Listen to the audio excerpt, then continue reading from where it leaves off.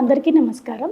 నేను మీ డాక్టర్ మాధురి కొత్త, founder of accidental, which is located near JNTU metro, Hyderabad. ఈరోజు మనము 7-day కన్సల్టేషన్ అంటే ఏంటనేది తెలుసుకుందాం. జనరల్గా ఒక డెంటిస్ట్ దగ్గరికి వెళ్ళిన దగ్గర నుంచి ఒక ట్రీట్మెంట్ జరిగే వరకు ఏ విధంగా చేస్తే మనకి అవుట్కమ్ అనేది చాలా ప్రెడిక్టబుల్గా, చాలా బెస్ట్గా వస్తుంది అనే దానికి 7-day కన్సల్టేషన్ అనేది బెస్ట్ అనమాట. 7-day కన్సల్టేషన్లో ఏం చేస్తాము అంటే, ఫస్ట్ ఒక senior most dentist or best dentist అనేవాళ్ళు మీకు కన్సల్టేషన్ అనేది తీసుకుంటారనమాట. అంటే ఫస్ట్ రాగానే మీకు ఎక్కడ ప్రాబ్లం ఉంది, ఎన్ని రోజుల నుంచి ఉంది, లేదు దానికి కోరిలేటింగ్ ఏమైనా సిస్టమిక్ ఫ్యాక్టర్స్ ఉన్నాయా అనేది డీటెయిల్గా తెలుసుకుంటాం. సిస్టమిక్ ఫ్యాక్టర్స్ అంటే ఇప్పుడు ఒక ప్రెగ్నెన్సీ పేషెంట్ ఉందనుకోండి, సో ఆ ప్రెగ్నెన్సీ హార్మోనల్ చేంజెస్ వల్ల కొద్దిగా జింజైవల్ ఓవర్ గ్రోత్ అనేది ఉండొచ్చు. అంటే జింజైవల్ బ్లీడింగ్ రావచ్చు, లేకపోతే జింజైవ వాసినట్టు అవ్వచ్చు. సో ఆ కోరిలేటింగ్ ఫ్యాక్టర్స్ అన్ని తెలుసుకొని, సపోజ్ ఎపిలెప్సీ పేషెంట్ ఉన్నారనుకోండి, ఎపిలెప్సీ పేషెంట్ వాడే మెడికేషన్ వల్ల కూడా మనకి డెంటల్గా చిగురు వాపు కానీ బ్లీడింగ్ కానీ రావచ్చు. అదే డయాబెటిక్ పేషెంట్ ఉన్నారనుకోండి, అన్కంట్రోల్ డయాబెటిక్ వల్ల కూడా డెంటల్ ప్రాబ్లమ్స్ వస్తాయి. మీకు ఫస్ట్ ఒకసారి కలవగానే మీకు పర్సనలైజ్డ్గా, అంటే మీకున్న ప్రాబ్లం ఏంటి, దానికి రీజన్ ఏంటి అనేది, ఓవరాల్ మీకు పర్సనల్గా అసలు మీ ప్రాబ్లం ఏంటి, దానికి అదర్ ఫ్యాక్టర్స్ ఏమైనా కాంట్రిబ్యూట్ అవుతున్నాయి అనేది మేము డీటెయిల్గా తెలుసుకుంటాం. దాని తర్వాత క్లినికల్ ఎగ్జామినేషన్, సెకండ్ స్టెప్ అనేది క్లినికల్ ఎగ్జామినేషన్. క్లినికల్ ఎగ్జామినేషన్లో ఏం చేస్తామంటే, ఏ టూత్ ప్రాబ్లము, సో దేనివల్ల వచ్చింది.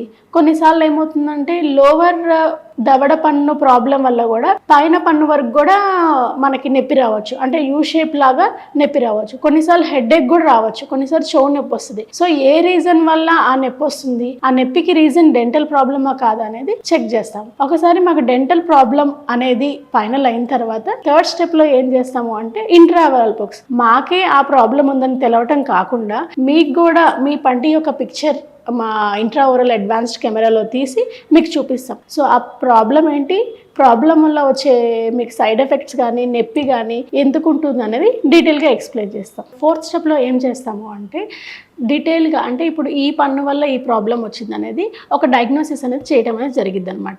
ఆ డయాగ్నోసిస్ తర్వాత కూడా ఒక పన్ను కానీ 2 పళ్ళు కానీ ఒకవేళ ప్రాబ్లం ఉందనుకోండి, అది కన్ఫర్మేషన్ కోసం చిన్నది IOPA అని తీస్తామన్నమాట.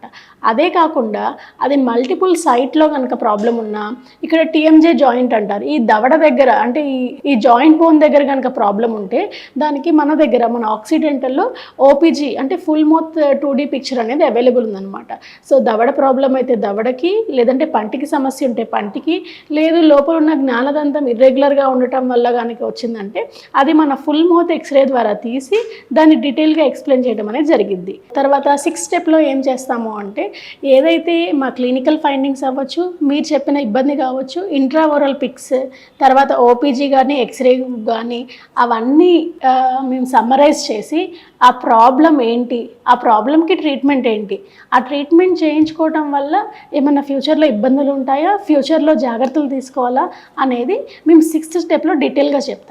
డీటెయిల్గా చెప్పిన తర్వాత లాస్ట్ అంటే 7Dలో లాస్ట్ స్టెప్లో ఏం చేస్తామంటే, మీకున్న ఇబ్బందికి సొల్యూషన్ ఇదే కాకుండా ఫ్యూచర్లో వచ్చే ఇబ్బంది కావచ్చు, లేదు ఆల్రెడీ మీకు ఇబ్బంది ఉంది కానీ అది సివియర్గా లేకపోవచ్చు, అలాంటి ఇబ్బందులన్నీ కూడా ఎక్స్ప్లెయిన్ చేసి ఒక ట్రీట్మెంట్ ప్లాన్ అనేది చెప్పడం అనేది జరిగింది.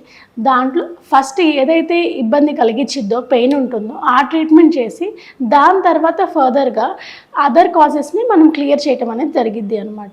ఇలాంటి 7-day కన్సల్టేషన్ కావాలంటే ఇక్కడ ఆక్సిడెంటల్లో అవైలబుల్ ఉందండి. సో ఫర్దర్ డీటెయిల్స్ దీని గురించి ఏమైనా కావాలంటే మాకు కమెంట్ రూపంలో కమెంట్ చేయొచ్చు. Thank you.